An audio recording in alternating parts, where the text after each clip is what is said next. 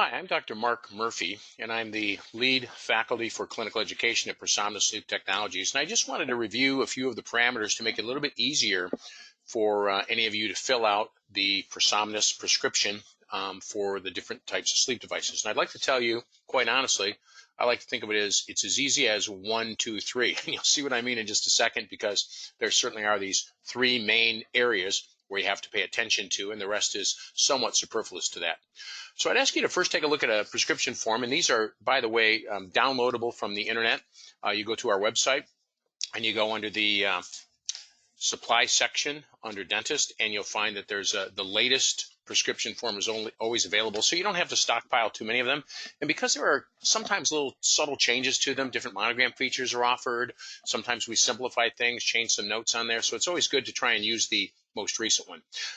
Just like any prescription, up at the top there's the biographical and demographic information. That's pretty straightforward. You're filling that out to send in any case. And then if it's a digital case, you could scan and submit this particular prescription and send it to digital@prosomnus.com, and it'll be mated with the case that was sent in digitally at the other end out in California. Or you can use the order submissions link, which is available on the website as well, and you'll have in the menus that you have available to you if you're doing digital. So once you've got the biographical information set up, that's pretty easy and straightforward. And then we switch to what I call the 1, 2, 3. And you can see right over here, I've got a big circle around section 1. Then we'll go to 2. Then we'll come down to 3. Then we'll talk about supplies that you may or may not want to order, and then the back of the form as well, which has some information. On this first section, there's an upper segment and a lower segment. The upper segment gives you your choices of the 3 different devices that we have: the IA, the CA, or the PH.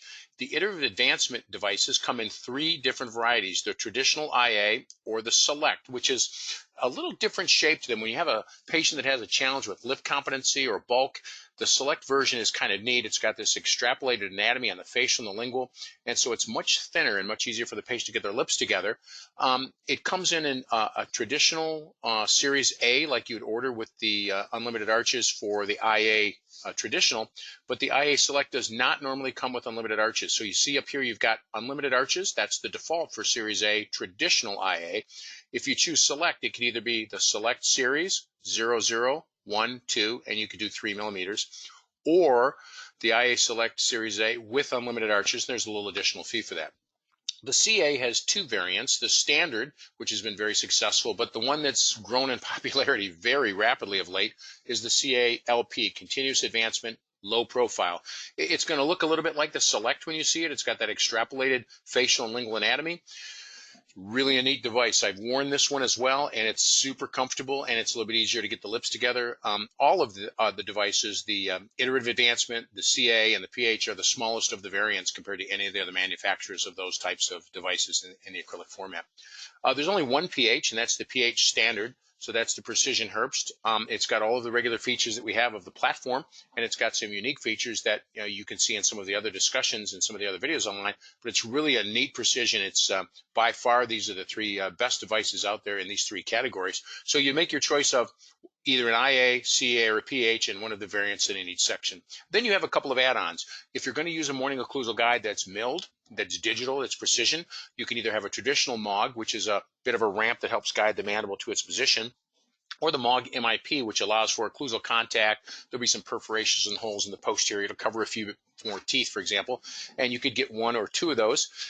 Really neat options. A lot of people are going to these. When you include them with every case, there's a little price break for that as well.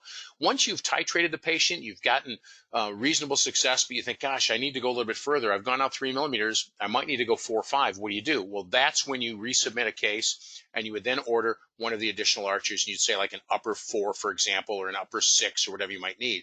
And I'd say upper 4, not upper 5, not upper 3, because if you've got any of the Series A's for the IAs and you're asking for an additional arch, an upper 4 gives you the capability of going 4, or putting it together with the lower 1, going 5 millimeters. And then the upper 6 gives you 6 and 7, and woe to that poor person that's 7 millimeters advanced, but you've got those capabilities. So once you've got your arches ordered and your patient's titrating and doing well, and you're thinking about that case, you can also be considering some of the different monogrammed customizations. There are various monogram features. You can see all of them listed here. Some of them are for the IA, some of them for the PH.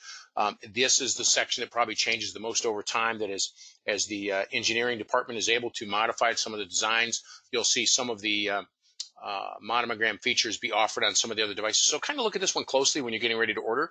And I use, for example, linguals in the anterior, but I allow a little bit of coverage in the posterior, and that's really the only and that's really the default characteristic of the IA that I use. That's my go-to device. A lot of people like the metal hooks, or sometimes if they've got a bruxer, they'll put an anterior discluder in. Or if you've got a patient that's a little bit claustrophobic, you might use an anterior airway or something like that. A few of the people do like to change the post-angulation, so that's available to you as well. Now we'll drop down to the final section of the 1, 2, 3 and talk about special instructions. There's a couple different types of special instructions that you want to pay attention to. One here is you can click here if it's okay to open the bite as required. You know, on the back, you'll see that we have a 3 millimeter inner arch space that's got to be all the way back through the molars. You have to be able to put a 3 millimeter piece of acrylic between the upper and lower teeth for us to have enough room for the strength of the device. When we run into that deficiency, it's nice to give the operations department, the tech services, the ability to open that up as needed to make that work. Down here, if you have some teeth that are compromised periodontally, or they've got some veneers, temporary restorations, whatever it might be, you've got the opportunity here to block out some of those teeth and tell us where you want a little bit of relief.